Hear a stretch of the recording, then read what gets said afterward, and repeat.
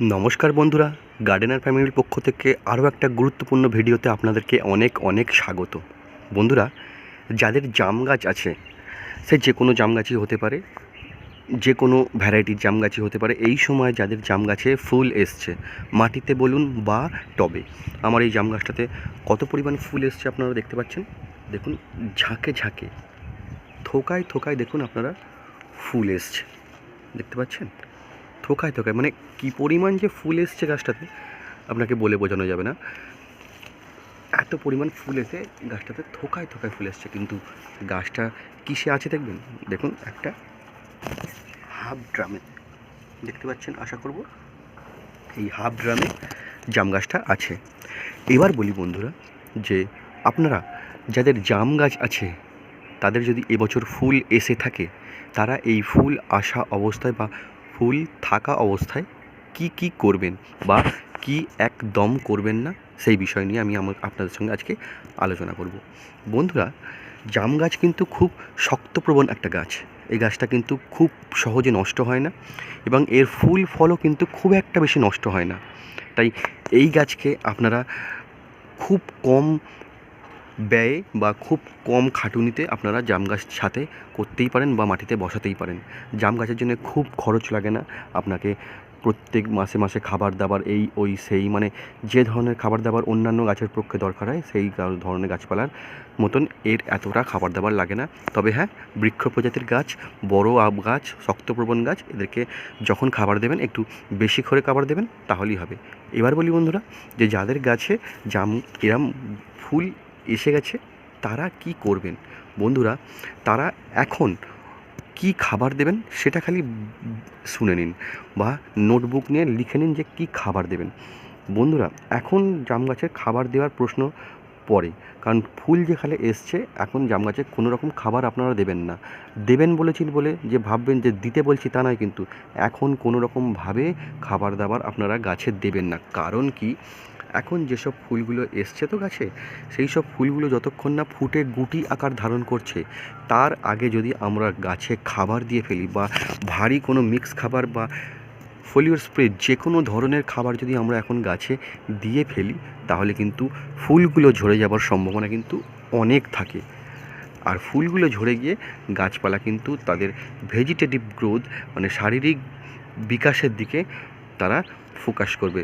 তারা এই ফুল ফলগুলোকে ঝরিয়ে দেবে এবং তারা নতুন নতুন পাতা ছাড়বে, কুশি ছাড়বে এবং গাছপালা ঝাঁকালো হয়ে ওঠার দিকে মেতে উঠবে। তাই বন্ধুরা, এখন কোনো রকমভাবেই খাবার দাবার একদম দেবেন না। বিশেষ করে নাইট্রোজেন সমৃদ্ধ খাবার তো আপনারা একদমই দেবেন না। এখন আমরা যে 10 দিন অন্তর বা 1 সপ্তাহ অন্তর বা 15 দিন অন্তর যারা সর্ষের খোল ভেজানো জল বা লিকুইড খাবারগুলো আমরা দিয়ে থাকি, সেই খাবারগুলো কিন্তু এখন কতদিন অ্যাভয়েড করব। যতদিন না ফুল থেকে ফল গুটি আকার ধারণ করবে, ততদিন আমরা নাইট্রোজেন জাতীয় খাবার একদম দেবো না, ইভেন কোনো রকম খাবারই কিন্তু দেবো না। তাহলে কী হবে, যে এই সময় যাদের গাছে ফুল আছে, তারা কিন্তু কোনো রকমভাবেই গাছে খাবার দাবার একদম দেবেন না। এটা হলো প্রথম কথা, খাবার দেবেন না। এবার বলি, যখন গাছ থেকে এই ফুলগুলো ফুটে, দেখবেন কিছু কিছু ফুল ফুটেছে, আমি আপনাদেরকে দেখাই ঘুরে, একটু ওয়েট করবেন, আমি আপনাদেরকে গাছটাকে ঘুরে দেখাই। কিছু কিছু ফুল ফুটেছে, যেমন দেখুন এখানে দেখুন ফুল, আপনারা দেখতে পাবেন যে ফুল ফুটেছে, এই ধরনের ফুল, এই যে ফুল ফুটেছে, দেখতে পাচ্ছেন ফুল যে ফুটেছে। এই ফুলগুলো ফুটে যাবার পর বন্ধুরা, যখন গুটি আকার ধারণ করবেন, তখন গিয়ে গাছের গোড়ায় আমরা খাবার দেব। কি খাবার দেব? গাছের গোড়ায় মিক্স খাবার দেব। যতদিন ফুল থাকবে ততদিন খাবার দাবার কিচ্ছু দেবো না। ওপর থেকে যেমন আমরা ফাঙ্গিসাইড 15 দিন অন্তর স্প্রে করি, সেটা করব। খাবার দাবার কিন্তু কিচ্ছু দেবো না। যখন ফুল থেকে গুটি আকার ধারণ করবে, ফল হয়ে যাবে, গুটি গুটি ছোটো ছোটো জামগুলো আপনারা দেখতে পাবেন বা ধরে গেছে, শক্ত হয়ে গেছে, সেই সময় গিয়ে আমরা গাছের গোড়ায় মিক্স খাবার দেব। মিক্স খাবার কী দিতে হয় সেই ভিডিও আমার চ্যানেলে দেওয়া আছে, আপনারা গিয়ে দেখে আসতে পারেন মিক্স খাবার কেমনভাবে দিতে হয়। সেই খাবার দাবার আপনারা গাছের গোড়ায় দিয়ে দেবেন যাদের কাছে এখন ফুল এসছে। আর মাসে একবার আমরা মাইক্রোনিউট্রিয়েন্ট কিন্তু স্প্রে করব। মাসে একবার মাইক্রোনিউট্রিয়েন্ট স্প্রে করব।